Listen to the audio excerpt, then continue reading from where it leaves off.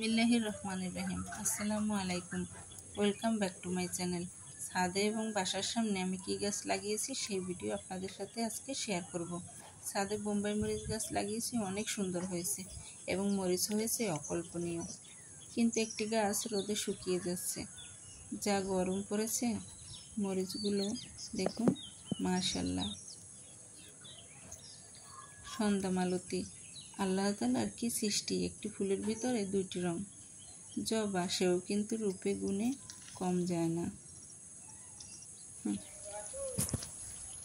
এই যে আমার লেবু গাছ, লেবু গাছে অনেক লেবু হয়েছে। গত 2 বছরে আমি লেবু কিনে খাইনি। আমার বাসার পাশে সবাইকে দিয়েছি, খেয়ে সবাই কি বলেছে জানেন? আলহামদুলিল্লাহ।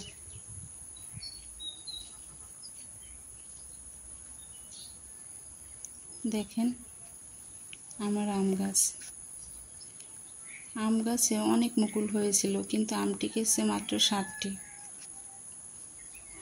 ভিতরে একটি আম কিন্তু লুকিয়ে আছে, আপনারা দেখতে পাচ্ছেন তো? এই গরমে আমের ভর্তা, সে যে কি মজা! বিভিন্ন ধরনের ফুল গাছ, ড্রাগন গাছ, অনেক গাছই লাগিয়েছি। চারিদিকে পাখি ডাকছে, আমি যেন প্রকৃতির সাথে মিশে যাচ্ছি। ছোট আরেকটি লেবু গাছ আছে আমার, কিন্তু লেবু হয় অনেক। এক পাশে লাগিয়েছি সবজি গাছ, দেখুন কালো কাঁচামরিচ, ভীষণ ঝাল। পুঁইশাক গাছটা দেখুন কত বড় হয়েছে। মাঝে মাঝে আমি পাতা ছিঁড়ে ভাজি করে খাই, অনেক মজাদার। শসা গাছটা কিন্তু অসাধারণ, আশা করি শসা হবে। গাঁদা ফুলগুলো রোদে শুকিয়ে যাচ্ছে, তারপরও কত ভালো লাগছে দেখতে। মিষ্টি আলু গাছের 2টি সুবিধা, আলুও খাওয়া যায় এবং শাকও খাওয়া যায়। অ্যালোভেরা গাছ মাঝে মাঝে মেয়ের চুলে দেই, শরবত করে খাই। চলে এলাম বাসার সামনে, পেঁপে গাছে পেঁপে ধরেছে দেখুন।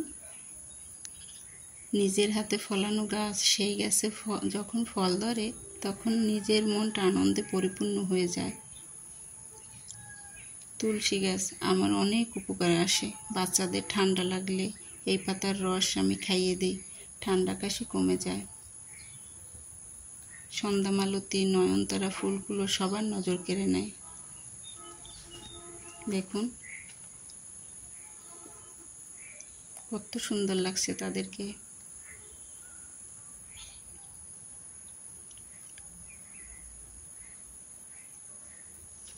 এই যে আমার রাজটগর, সাদা, কতটা শুভ্র, আমার খুব পছন্দের ফুল। ফুল কে না ভালোবাসে বলেন? নিশিন্দা গাছ এক কথায় ঔষধি গাছ। নিশিন্দা বাত ব্যথা, মাথা ব্যথা, হাঁপানি, ঠান্ডাজনিত রোগে বিশেষ কার্যকরী। এমনকি এ গাছের ডালপালা পোকামাকড় রোধে।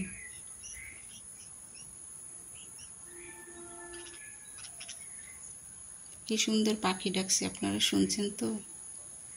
পাখিগুলো তার সুরেলা কণ্ঠে ডেকেই যাচ্ছে। আমার ভিডিওটি যদি আপনাদের ভালো লাগে তাহলে কমেন্ট করে জানাবেন। ইউটিউব চ্যানেলটি সাবস্ক্রাইব করে দিবেন। ফেসবুক পেজটি একটি ফলো করবেন, আপনাদের একটি লাইক আমাকে মোটিভেট করে। ভালো থাকবেন সবাই, আল্লাহ হাফেজ।